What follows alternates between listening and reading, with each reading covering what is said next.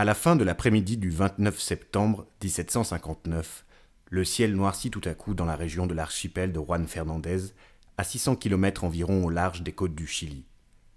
L'équipage de la Virginie se rassembla sur le pont pour voir les petites flammes qui s'allumaient à l'extrémité des mâts et des vergues du navire. C'étaient des feux de Saint-Elme, un phénomène dû à l'électricité atmosphérique et qui annonce un violent orage. Heureusement, la Virginie sur laquelle voyageait Robinson n'avait rien à craindre, même de la plus forte tempête.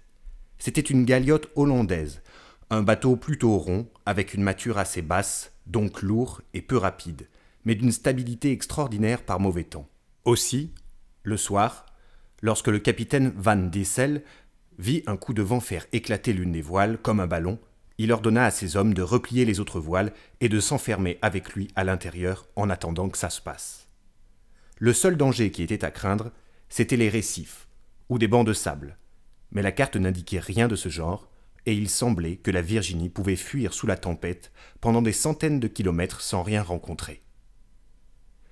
Aussi, le capitaine et Robinson jouaient-ils aux cartes tranquillement pendant qu'au dehors l'ouragan se déchaînait.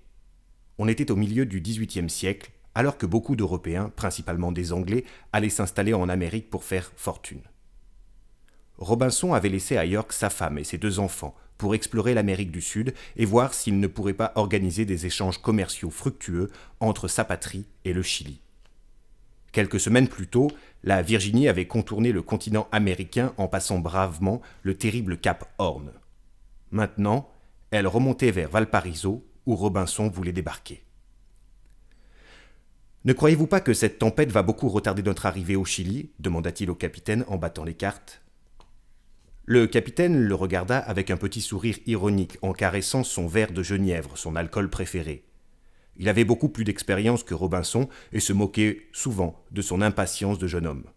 « Quand on entreprend un voyage comme celui que vous faites, lui dit-il après avoir tiré une bouffée de sa pipe, on part quand on le veut, mais on arrive quand Dieu le veut. »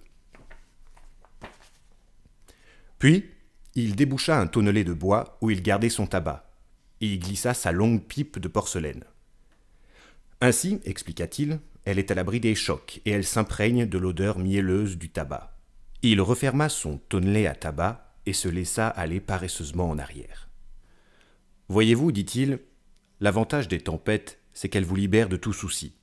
Contre les éléments déchaînés, il n'y a rien à faire. Alors on ne fait rien, on s'en remet au destin. » À ce moment-là, le fanal suspendu à une chaîne qui éclairait la cabine accomplit un violent arc de cercle et éclata contre le plafond.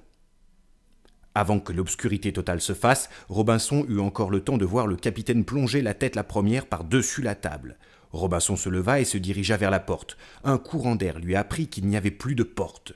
Ce qu'il y avait de plus terrifiant après le tangage et le roulis qui duraient depuis plusieurs jours, c'était que le navire ne bougeait plus du tout. Il devait être bloqué sur un banc de sable ou sur des récifs.